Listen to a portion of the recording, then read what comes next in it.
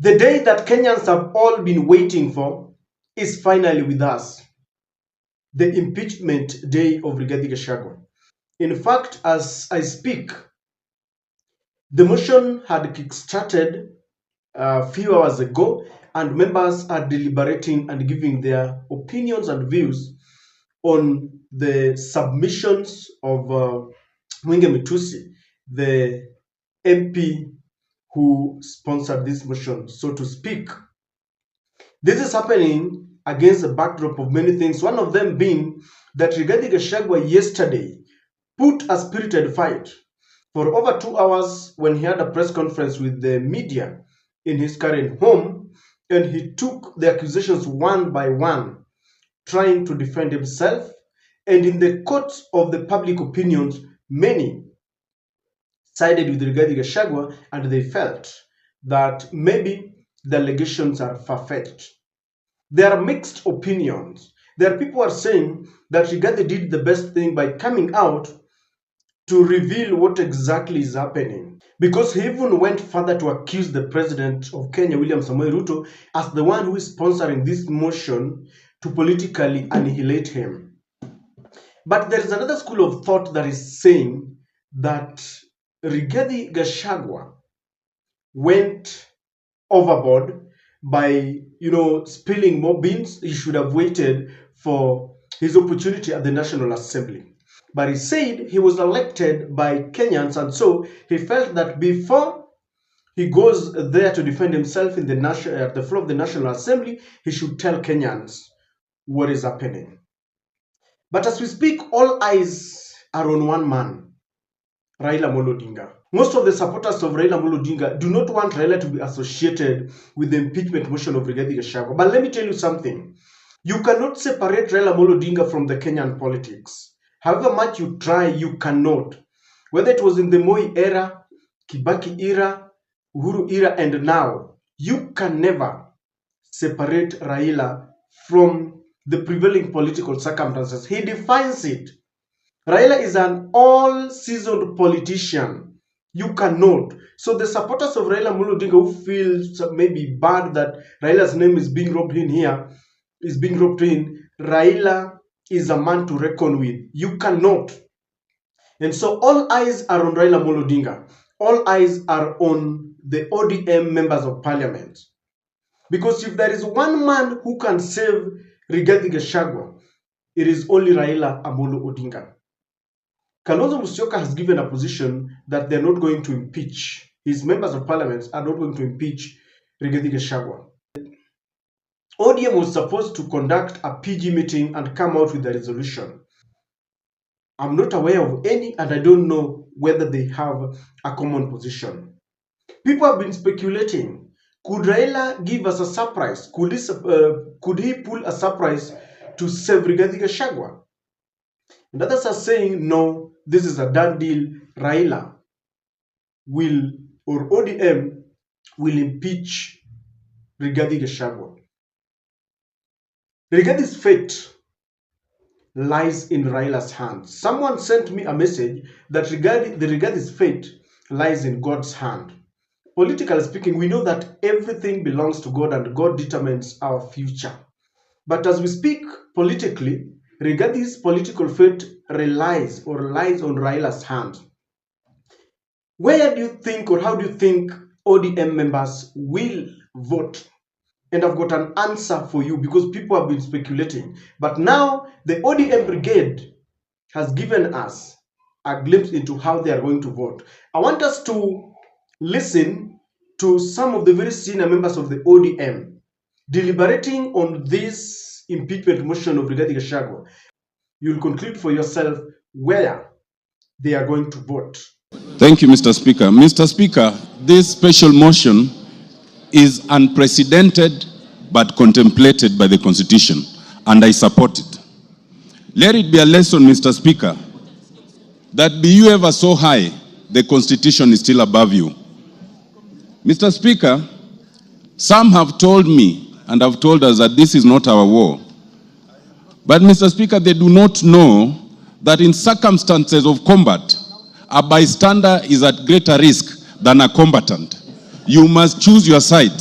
And I've chosen, Mr. Speaker, after listening to the display of jingoism by the Deputy President, after listening to the self-entitlement for 2.5 hours, after listening to the disdain of governance institutions, this Parliament and the courts, after listening to the DP threatening that Parliament and the courts should know that it's not easy to remove a Deputy President who had 7.2 million votes. Mr. Speaker, after treating Kenyans as fools by trying to mislead on the intent and purpose of his utterances on the idea of government being a company, it was easy for me to make a decision to cast my lot with impeachment of the Deputy President. Speaker, Black's Law Dictionary defines gross misconduct as a dereliction of duty, unlawful or improper behavior. Mr. Speaker, on that account alone, virtually every ground that has been stipulated here would amount to gross misconduct. Mr. Speaker, speaking as a governance expert, perhaps it's one of the areas we may want to change in future in the Constitution. Because I was saddened when Nancy Baraza was removed from office for just touching somebody's nose. Only. Even pinching. Yeah? Touching somebody's nose. So, Mr. Speaker, what I would like to say, Mr. Speaker, is based on these grounds, it is easy to impeach. First of all, having seen that the motion has been signed by 291 members, this House, single constituencies are 290. If 291 have signed and will vote, Gachagua must go. Jana nimeona wale wazee tulishinda. Ati hiyo mzee akisema ati he'll not be coerced or intimidated to joining our government. Wewe mzee sikia.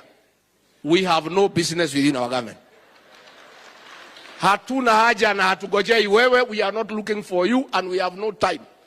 The last time uliingia serikali ya Uhuru Kenyatta aliharibu wako haribu. Mungetaka akaribie serikali yetu? Mungetaka akaribie? Stop saying that people can force you to come to this government.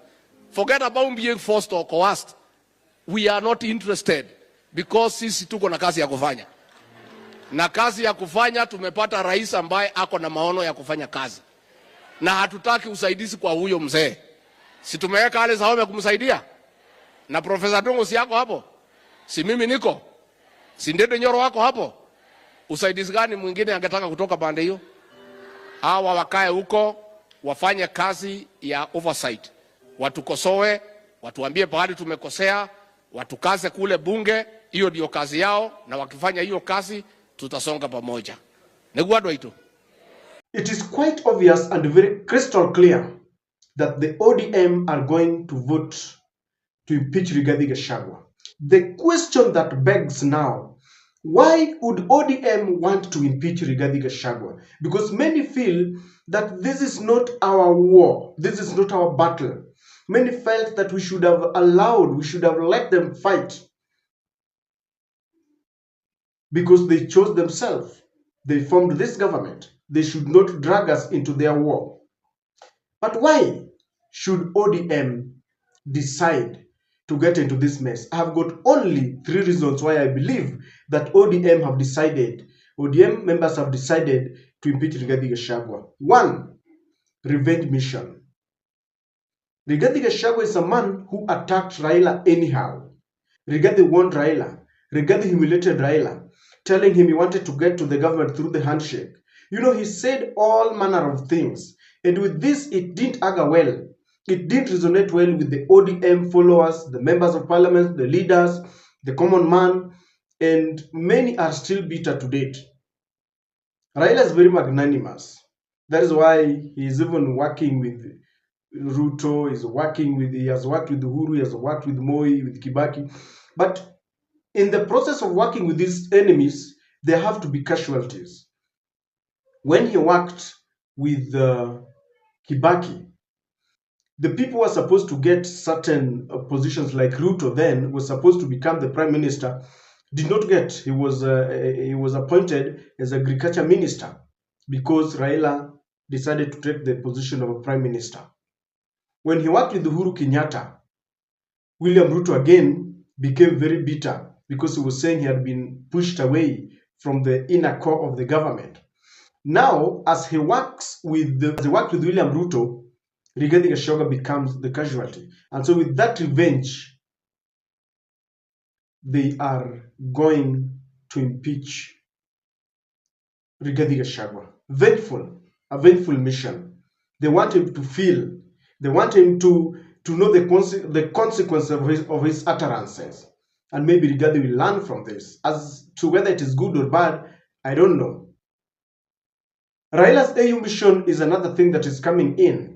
When Raila got into this broad-based government, other people call it bread-based government, Raila was promised a position at the AU mission. Many now are praying that Raila loses that seat.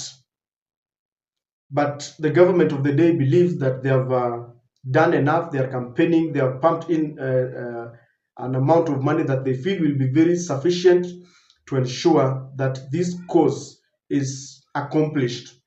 With that, Raila is busy campaigning at the AU level, but back at home, he's supporting William Samoei Ruto.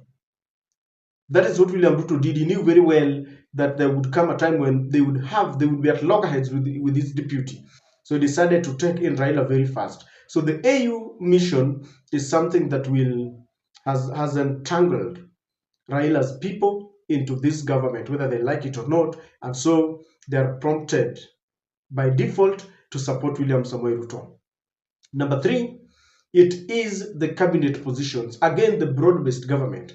When they were given the 5 positions, Joho, Oparanya, Mbadi, Opiyo Wandayi, and of course the Attorney General, they thought William Ruto is the best president that has ever happened to this country. They forgot the blood that was shed during the Azimio protests, and now they have sanitized William Samoei Ruto. Ni mweupe kama pamba. They are supporting the Adani deal. They are supporting the impeachment of Rigathi Gachagua. They are supporting every route in the government. And William Ruto has succeeded in ensuring that it is Raila and the ODM group that will carry the mess in the government. The kidnappings and the killings, all these things. And very soon, you will hear them complaining that it was Raila who came into this government to rock the boat from within. It was Raila who even made them impeach Rigathi Gachagua. Let's wait for as we approach 2027, William Ruto might come back to the mountain and he will tell them, I loved you guys, but it was Raila who did this. And for this reason, ladies and gentlemen, the ODM brigade will vote to impeach Rigathi Gachagua.